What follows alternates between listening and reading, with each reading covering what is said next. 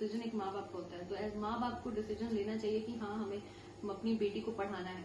और अगर जब बेटी पढ़ी लिखी होगी, सक्षम होगी, मतलब जब वो मतलब वेल एजुकेटेड होगी, तो वो अपने डिसीजंस खुद ले सकेगी। इंडिपेंडेंट वुमेन जो होती है वो अपने डिसीजंस खुद ले सकेगी। और अगर उसकी शादी भी होती है, पर जब शादी हो जाती है, जितना भी वो पढ़ी लिखी हो, चाहे जॉब कर रही हो कुछ भी, फिर तो एक फैमिली प्रेशर, फिर तो एक पति ही उसको डोमिनेट, या उसके सास ससुर या फैमिली मेंबर्स ही डोमिनेट करते हैं। तो ये तो समाज को बदलने की जरूरत है। मैं ये कहना चाहूंगी कि चाहे आपकी बहू हो, चाहे आपकी बेटी हो, एक वो उनको इंडिपेंडेंस, चाहे वो पढ़ाई को लेके और आगे अपनी लाइफ में डिसीजन मेकिंग को लेके, ठीक है, हमें उनको वैसे एक माहौल देना पड़ेगा। तभी हम आगे किसी से उम्मीद कर सकते हैं कि वो अपनी फील्ड चूज करे, चाहे वो पॉलिटिक्स हो, चाहे वो डॉक्टर हो, इंजीनियर हो। अगर वो डिसीजन मेकर है अपनी लाइफ में, तो देन ओनली ही कैन एक लीडर बन सकती है, या मोटिवेट कर सकती है, दूसरों को आगे बढ़ा सकती है।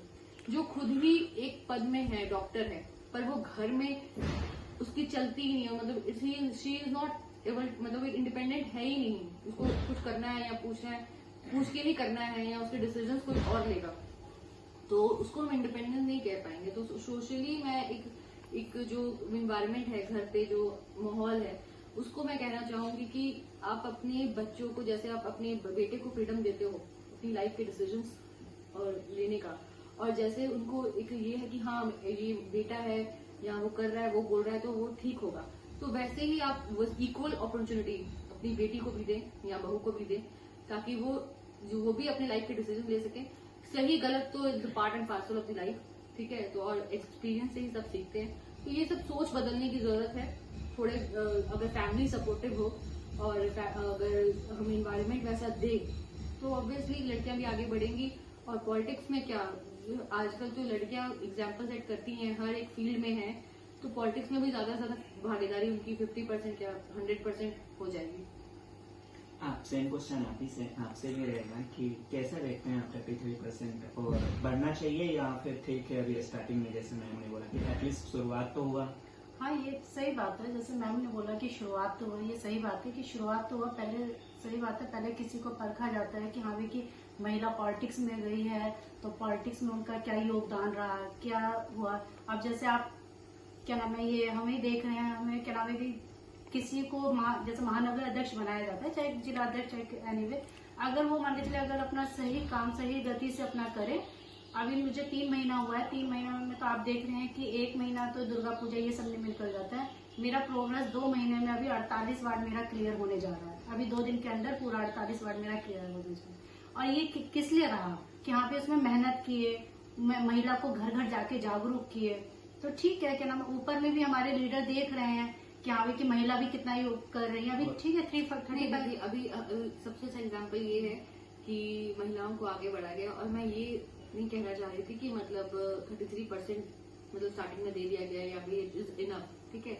मेरा कहने का ये है कि कुछ भी है तो उसको एक अगर हम उस नजरिए से पॉजिटिव वे से भी देख सकते हैं। और महिलाओं के बगैर तो ये संसार ही अधूरा है। ये जो संसार शुरुआत है महिलाओं से ही है।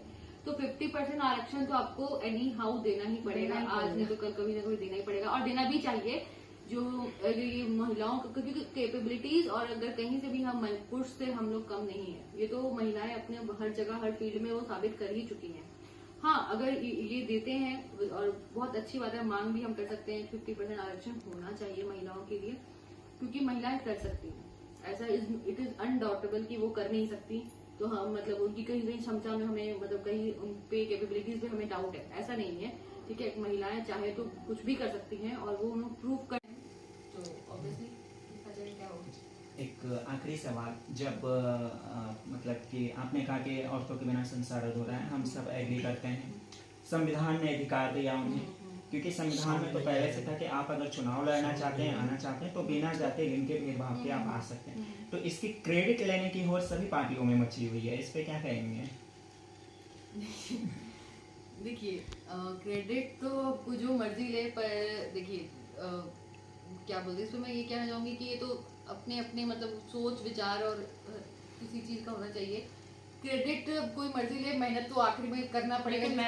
क्रेडिट कोई भी ले ले, लेकिन फल तो मेहनत करने वाले को मिलता है। और दूसरा ये कि इसमें मैं ये कहना चाहूंगी कि देखिए, बहुत सारे जो पॉलिटिशियंस हैं वो सिर्फ एक मौके की तलाश में ही रहते हैं, और शायद वो उसी से बने हैं, तो उनको लेने दीजिए, उनका काम ही ये है।